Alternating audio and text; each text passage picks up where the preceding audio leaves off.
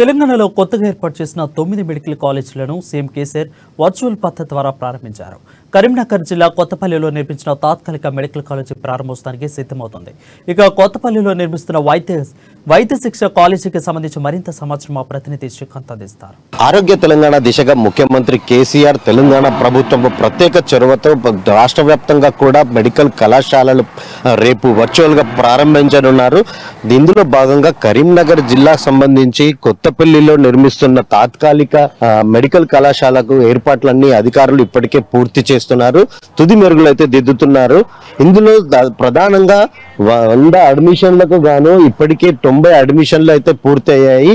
ఇందులో 55 మంది విద్యార్థినులతో 40 మంది విద్యార్థులతో దాదాపుగా 90% అడ్మిషన్లు అయితే పూర్తయ్యాయని చెప్పొచ్చు. మిగతా సీట్లకు గాను కౌన్సిలింగ్ కూడా కొనసాగుతుంది. ఇప్పటికే 150 కోట్ల రూపాయలు వెచ్చించి మెడికల్ కళాశాల భవనాన్ని అయితే తాత్కాలిక భవనాన్ని అయితే నిర్మిస్తున్నారు. మనం విజువల్స్ లో చూడొచ్చు. కొత్తపల్లిలో రేపు ముఖ్యమంత్రి కేసీఆర్ హైదరాబాద్ లో వర్చువల్ గా ప్రారంభించనున్న భవనానికి తుది మెరుగులు అయితే దిద్దుతున్నారు అధికారులు.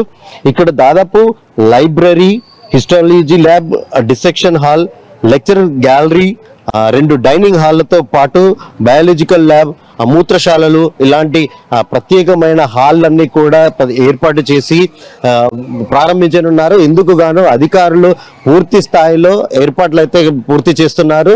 రేపు ముఖ్యమంత్రి సీఎం కేసీఆర్ హైదరాబాద్ నుండి వర్చువల్ పద్ధతిలో ఈ మెడికల్ కళాశాల భవనాన్ని అయితే ప్రారంభించనున్నారని చెప్పవచ్చు.